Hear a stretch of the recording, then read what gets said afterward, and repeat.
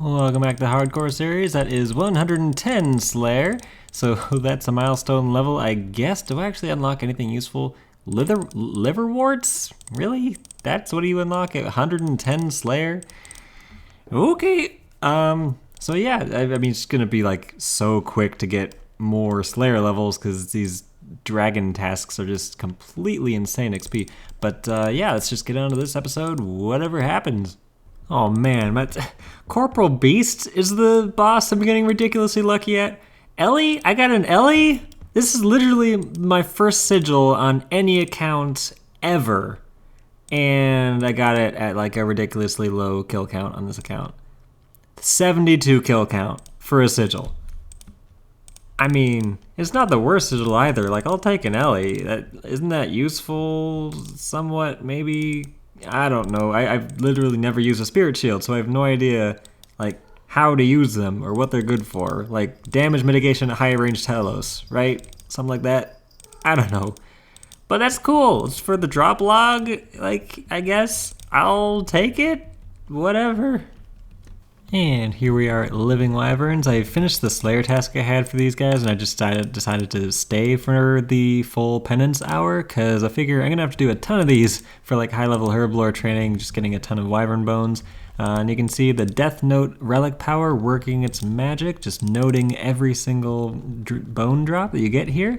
And with the Bone Crusher upgrade, it means I don't even have to run around and pick these up. Like, they just show up in my inventory after I kill each and every wyvern, which is so nice. It just like saves so much wasted time you have to do, like when you used to have like pick it up and being able to note every single one, so you can just do one long hour-long trip.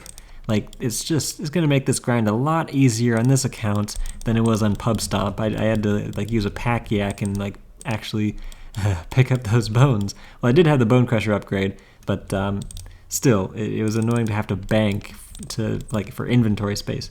And these things also drop the Prayer Potion 3s, so like I'm gonna wind up with a lot more than like the 5.6 thousand Prayer Potion 3s that I have currently in the bank. So at this rate, like I'm probably gonna get millions and millions and millions of Herblore XP at high level Herblore when I can actually make these extreme Prayer Potions. Well, that was another Living Wyvern task, and I got 3 Raptor Key Part 1s from one task. That's like 47 kills, and I got 3 Raptor Key Part 1s. So I think this has got to be the Camel Warrior one that I'm missing a ton of, because that's just my least favorite. But there we go, that's a whole new Raptor Key, and let's go ahead and open up the Raptor's Chest of Slaying to see if we can... Is there anything like needed from this chest? Like, what's the deal with this loot? Like... this gives you a ton of Raptor's Lamp Slayer points, 375 Slayer points. That's actually awesome. Raptor's basic outfit, that's got to be a guaranteed, right? Pack Mammoth, 18 Slayer VIP tickets are probably like my favorite thing in there. But yeah, let's go ahead and take all. It's just doesn't even note the battle stabs. Okay, but yeah, it's really nice to open that chest because it's just so rewarding. And then like right after opening that Raptor chest, I got back-to-back Camel Warriors tasks and got another Raptor Key Part 3. So that should complete another Raptor Key for me. And I still have spare key parts for another Raptor Key if I get another one from Camel Warriors. But let's go ahead and open up this chest and get more Slayer points and more Slayer VIP tickets guaranteed. And did I get anything special? Nope. You have a chance to get like the super rare drops from the monsters, like the Wyvern Crossbow and things like that, from the chest, but it's like 1 in 50 for each one, I guess. But yeah, the 100% drops are what are just the best part about that chest, because just so many Slayer points and so many Slayer VIP tickets are just so useful. Oh, and there's 106 Herblore, which means I no longer have to boost to make Elder Overloads, which is just convenient.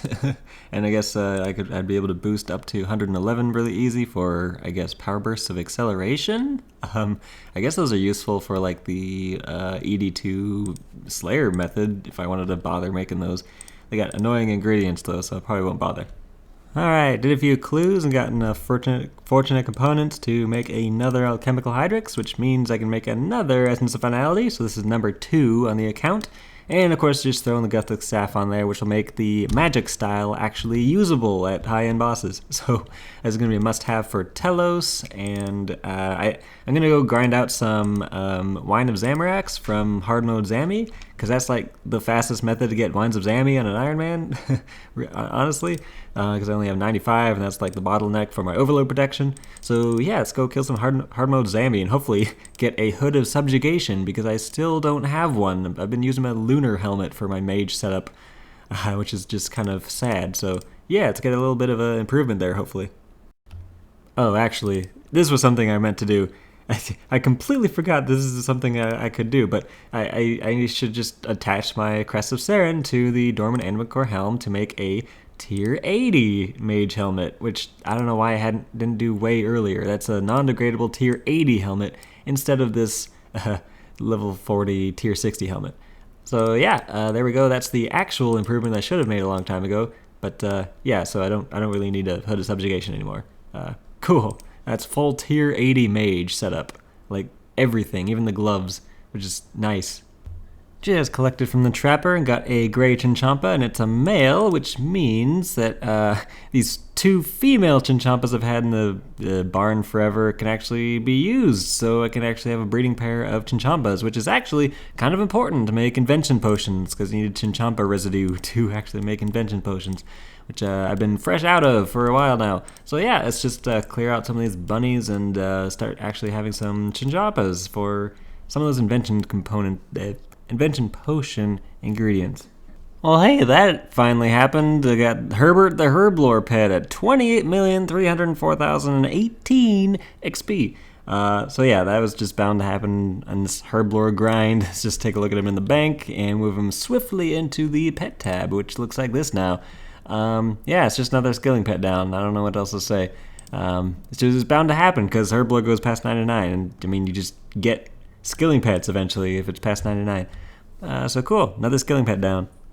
And here comes 107 Herblore, which is a big level because that unlocks vulnerability bombs improved recipe +2, so I can now make vulnerability bombs as efficiently as possible, which is just a must-have. And oh, I guess power burst of vitality improved +1. So I probably still want to wait to mass produce vitality potions, but mass producing vulnerability bombs is now a good idea. So I've got like 1,700 bottle of dinosaur roars, and I'm gonna have to do a lot of primal extract farming, but yeah, that'll be just a ton of Herblore XP because I got just like a ton of soul runes and chaos runes, and I guess dwarf weeds I'll need to farm a bunch of.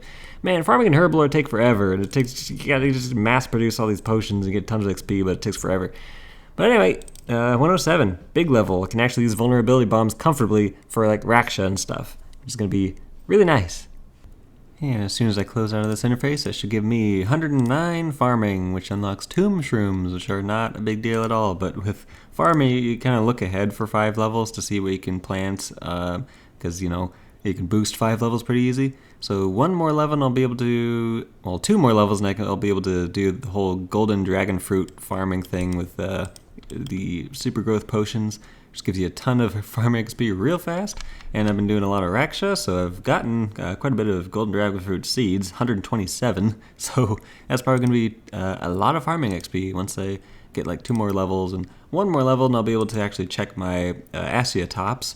Which is something I've been looking forward to, because that way I don't have to bother with Scimitops to get a breeding pair of Spark Chitin animals, because I've just been going to Scimitops and I'm like 200 big game hunter Scimitopses dry on a single egg, which is a bummer. But yeah, 109, awesome. And there's another pair of laceration boots. It's actually been a while since I've gotten like a drop at Raksha, not including that, I guess, the greater chain, but yeah, not really anything else much to say. I'm still waiting on them fleeting boots, obviously. Well, I did my first full raid in a long time with a really good team, like friggin' 5-minute 52-second Yakamaru, which is, I mean, I know it's not the best, but for hardcore on like just a kind of a random team, not bad. So let's go ahead and just reset that lock, and with that, I should have gotten enough techie to be able to buy a Corruption Blast, which is just I've been waiting so long to get this stupid ability. It just makes Mage so much more effective. So it's going to be like a must-have for Telos. Yeah, just Corruption Blast, right? I just want to double check, make sure I get that. Onslaught will also be helpful for Telos, but it's not nearly as essential as Corruption Blast. And with Corruption Blast, it's something that really helps out with things like Toroths and Slayer. So that's just a must-have ability to get. And it's also worth mentioning, like I had with Piercing Shot on the range setup, I can now get rid of Rack off of my bar. Where is it? There it is. And just replace it with Corruption Blast, because that's how I have my action bar set up on Pub Stomp. Just throw Sunshine there as well, just to make this a full magic bar now. And there we go. That makes Mage actually usable, which is awesome. And I think that's what I'm going to call this episode. I'll see you next time for, I don't know, I'm going to keep doing like BMs if I see them, because I want just one more ability to get that Onslaught, because that's just a must-have for Telos. It's not really a must-have, but it helps a lot. I also could use Storm Shards, I guess for Virago at some point. So yeah, thanks for watching. See you next time.